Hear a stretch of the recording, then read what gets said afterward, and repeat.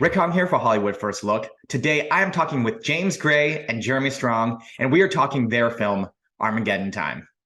Let's take a first look. So, James, I wanted to start with you because I did a little reading, and I got to tell you, I had no idea initially that this was kind of based on your childhood in some ways and growing up. But, I'd read that, I did the Amazon, I went to space. So I finally decided to kind of go back to my roots. And I was wondering during the process, was this therapeutic, cathartic, or was it like, oh my gosh, I just opened a whole can of worms? I must tell you that it was not at all therapeutic or cathartic. One of the things that you're trying to do, at least I was trying to do, was leave it pretty open and to say that I don't have a solution or an answer or a moral position that's correct and I'm virtue signaling or whatever the term is, but rather to say, this is the world in which we live as I see it, and it's a pretty complex place, and it's a difficult place, and it's filled with an uneasy sense that the answer is not simple. And so that is not a place of catharsis. It's a place of searching, and I still feel it. Jeremy, so, I'm a big fan of yours already from Succession. I think you're one of the few guys that, I think last year with the CCA, I'm washing my hands with you in the bathroom and, you're right there. So I had to say dude, you're brilliant then too. So, but in this, the one thing, it's that crazy bathroom scene with you and Banks, just the rage. And I was thinking, man, there's that Kendall Roy, suppressed thing that he can finally bring out and just be this angry guy as the father. So I was wondering what the conversations were you with Banks about, listen, man, I may terrify you, I may scare you, but just go with it.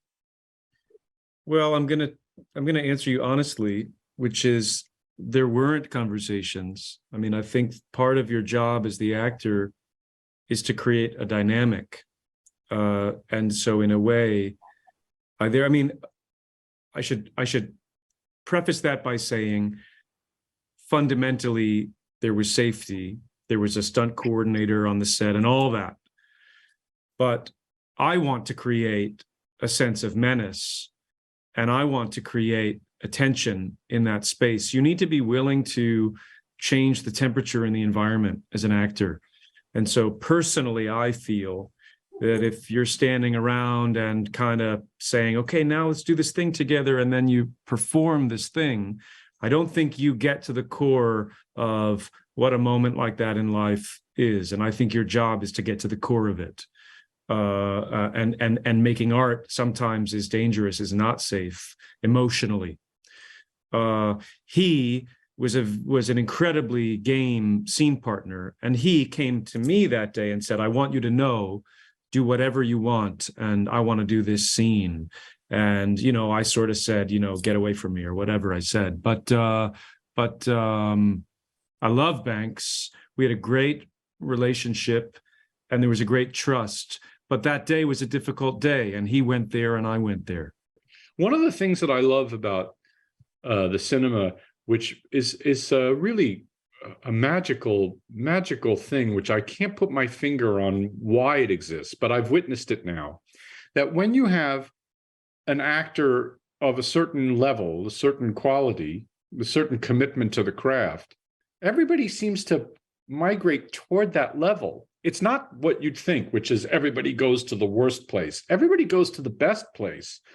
And I love dinner scenes with fantastic actors because everybody rises to the occasion and it sets the bar very high. I loved, these guys, and they do make your life easy because you don't have to worry they don't know their lines or, they don't understand blocking or something. No.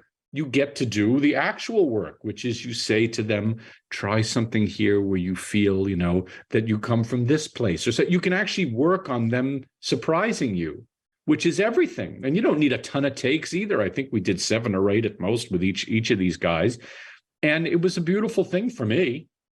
Jeremy, so the thing that I wanted to ask you is, it's you've played some fictional characters. So here, you're playing a version of James's father. So I was wondering how that was for you in terms of just kind of channeling to be that guy? If it's a lot of conversation with James, if you're like, no, my method is that the character is on the page and I just interpret it that way. You're looking for a template that is based in truth from which you can build. And so in this case, there was no template that existed. There was no source material. And I did need to go and do a sort of sound capture and, in a sense, soul capture of who James's father was. So I was able to get a tape recorder in front of him and video of him and ask James 10,000 questions about him, enough so that I had a complete sense of who he was. And so that in a way that gets transferred into you, and you can walk onto that set and whistle Bolero and believe at what you're doing.